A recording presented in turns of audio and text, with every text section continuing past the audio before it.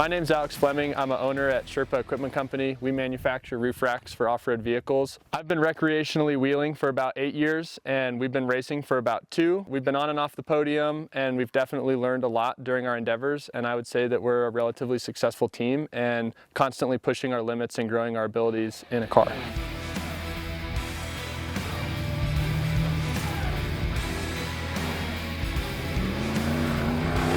So there are 2 main benefits to left foot braking. The first is going to be you have a lot more speed control. It's a lot easier to control your speed modulating your brakes versus fighting your torque load and stuff over terrain. The second being it takes a lot of stress off your drivetrain. So as far as speed control goes, being able to run your brake while also having a very linear torque load on your drivetrain is really nice because you can modulate your speed using your brake pedal without increasing RPMs, decreasing RPMs. You can leave it at a steady RPM range and use the brake just to control everything. So when you're climbing up something, going down something, you can keep it really smooth and consistent and keep the traction to the ground. This is also a great way to keep your engine in the right power band so you're not trying to build that torque load back up and bogging your motor down, which is super useful, especially if you're driving something like a manual. You probably notice this with a lot of people who are newer to off-roading. You'll see as they're coming up uneven terrain and stuff, their trucks lurch forward, the tire spins, and it comes back down, catches the ground. And a lot of this can be simply fixed by learning how to left foot brake while you're off-road. Most simply too, the best thing about this is it reduces a lot of wear and tear on your components, and it also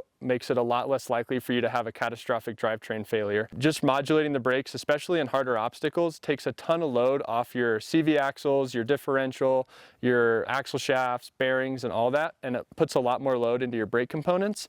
And it also makes it so there's a lot less shock loading, which is when you break components 99% of the time. So if you can reduce that entirely, you're a lot less likely to have failures. So this is super simple to implement yourself. You can try it anywhere. You can try it at home, in the driveway, on a curb, but simple as you're basically gonna brake boost. So you're gonna build up some torque load while being hard on the brake as if you're stopped. And then instead of giving it more gas to go, you're just gonna simply let out the brake. So you can practice by leaving a nice simple load, push the brake in and out, feel how the car reacts, and then start doing that on a trail, on obstacles, and it's really intuitive. You'll pick it up really quickly. As far as RPM ranges and stuff go when you're trying this at home or on the trail, anything above about 1,000, 1,200 RPM is a great starting point. If you're on something steeper, you're going to need a little bit more juice, but it really doesn't take much. You just got to get it up over idle, think of like a high idle, and use your brake to modulate your speed as opposed to your gas. So an extreme use case for this when you're getting into harder rock crawling is when you hear the cliche term, back up and give it a bump. The way we do this is we build a good bit of torque load by brake boosting. So you'll be completely stopped. You'll work your RPMs up while being hard on the brake.